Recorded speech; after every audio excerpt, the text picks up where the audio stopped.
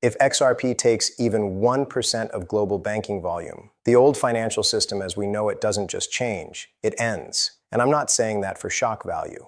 I'm saying it because the people building this system are finally admitting it publicly, in plain language, and the timing could not be more intentional. So before we get into this, hit like real quick, and comment the word flow down below to push this information out to more people who need to hear it. And if you're new here, welcome to Matrix Millionaire. This isn't financial advice, this is research, logic, and what's actually happening behind the scenes. Do your own due diligence. Before we start, hit like so this gets pushed to other XRP holders, and subscribe if you're serious about understanding the real system behind the market. Here's what just changed everything. For years, the narrative around XRP was it can run global payments just fine at a low price. People said price didn't matter, only speed, cost, and efficiency. But that story is over.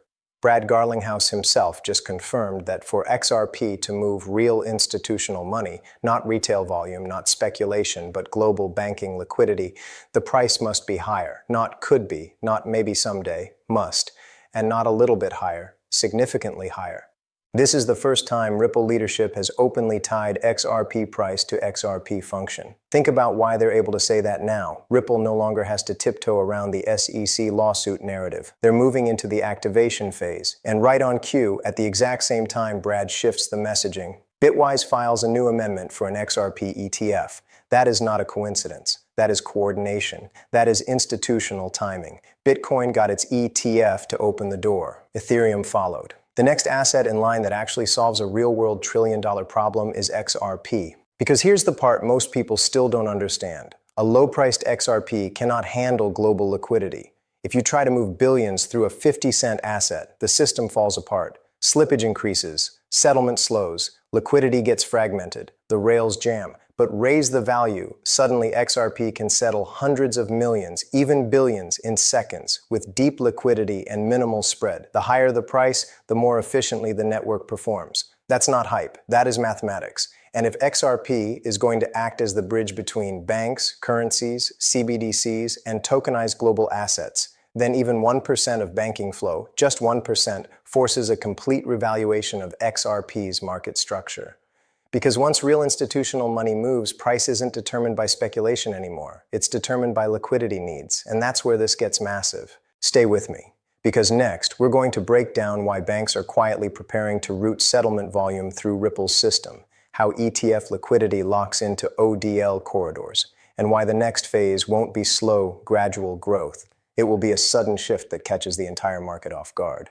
When we talk about XRP taking even 1% of global banking volume, we need to understand what that actually means in practical terms.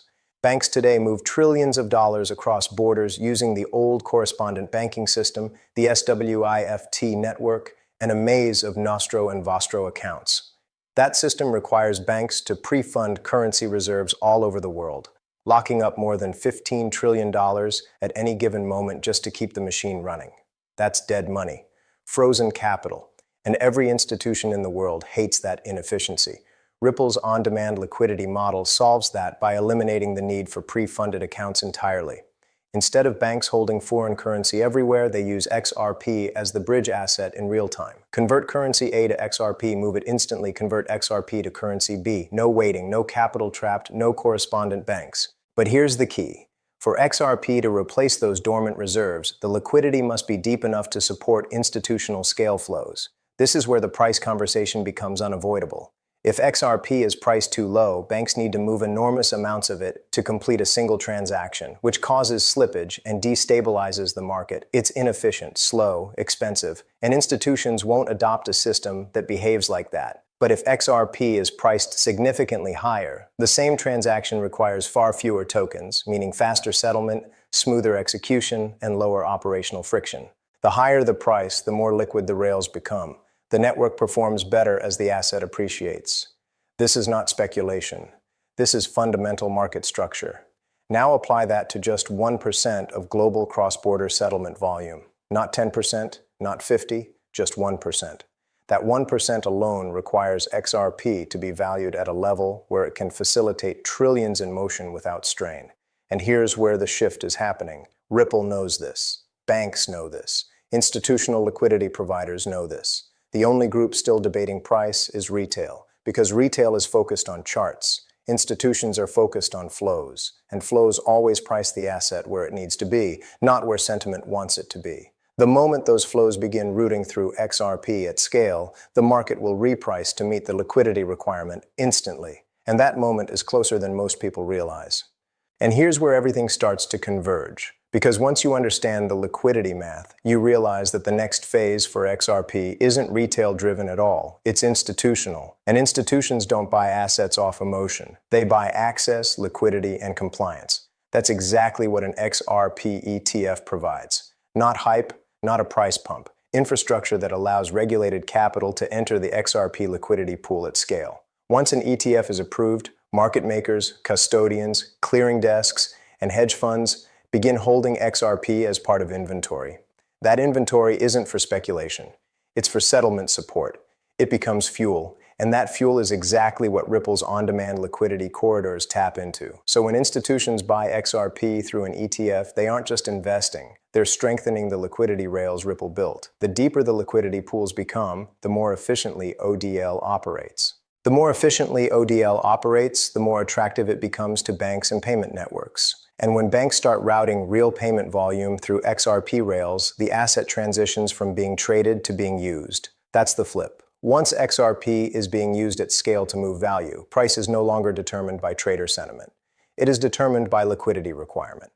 And here's the part that changes everything.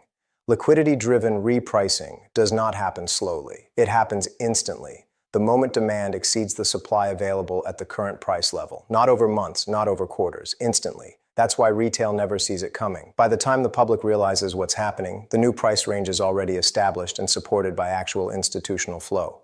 And remember, institutions do not operate in public. They position quietly. They accumulate off-exchange. They build liquidity channels privately. They test corridors before they announce anything. We are in that phase right now. The silence is not inactivity. It's alignment. Ripple has the corridors. Liquidity providers have the infrastructure. ETF issuers have the regulatory pathway. The only thing left is activation. And when the switch flips, it will not look like a pump. It will look like a system turning on. So now the real question becomes this: where are you positioned when the system turns on? Because every signal we're seeing points to the same conclusion. The corridors are not being tested anymore. They are being prepared. The liquidity pools are not speculative anymore. They are being structured. The conversations are not theoretical anymore. They are happening between people who move markets, shape regulation, and influence global financial architecture.